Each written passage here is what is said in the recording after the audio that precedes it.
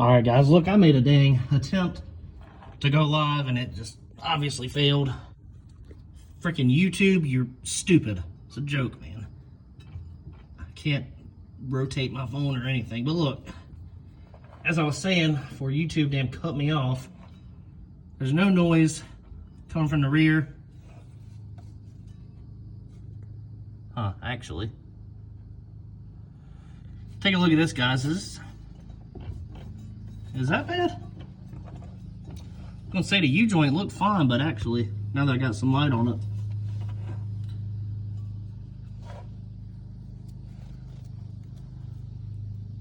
But there ain't no noise.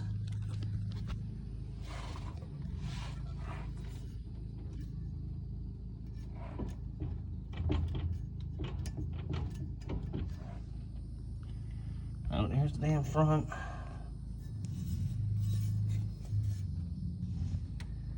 All the bolts are tight. I've got no noise from the trans side or the rear end side. The wheel's turning. Everything's working right.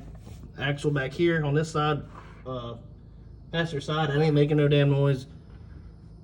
The only thing is I ain't got no noise on this side because I ain't got the axle in. So maybe that's it. I don't know, guys.